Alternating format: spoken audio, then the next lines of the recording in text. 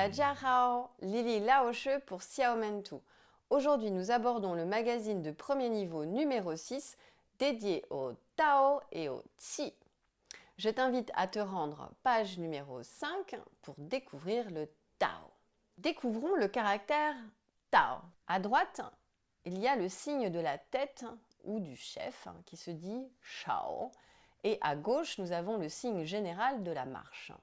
Le caractère Shao représente un visage humain avec de longs cheveux. Il représente l'homme d'autorité sur les gens et sur les esprits.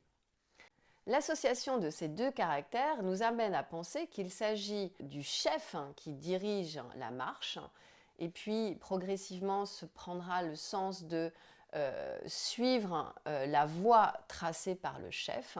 Il s'agit donc de trouver la meilleure voie pour être en harmonie avec soi-même et avec l'environnement. Ça te rappelle sans doute la notion de milieu juste que nous avons abordée dans le magazine numéro 1 du premier niveau. Il faut savoir que Tao est aussi un caractère utilisé de façon très courante pour signifier la voie, la route, le chemin.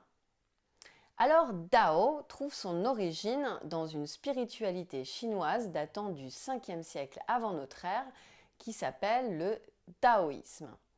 En France, on va souvent parler de Tao ou de taoïsme, mais il s'agit d'une mauvaise interprétation de la sonorité en fait du caractère.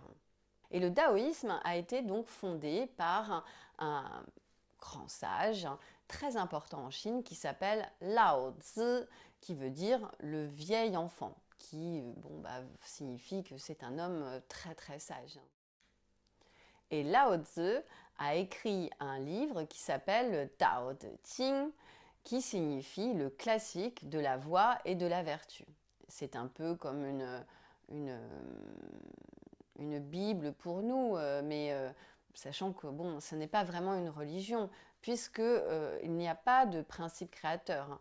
Le Tao n'est pas un dieu, le Tao est une espèce de force, quelque chose qui existe, qui préexiste à toute chose. C'est l'unité à travers laquelle va se créer le yin-yang, un petit peu comme le tai chi tu va donner naissance au yin et au yang. Eh bien, le Tao est un petit peu cette forme que l'on ne peut pas appréhender, qu'on ne peut pas voir et qu'il se trouve partout. Je t'invite à présent à poser tes questions à ton professeur ou à les poser en dessous de cette vidéo. Tu peux retrouver cette vidéo bien évidemment sur YouTube et sur ton site de e-learning Petit Disciple, écoledechinois.com.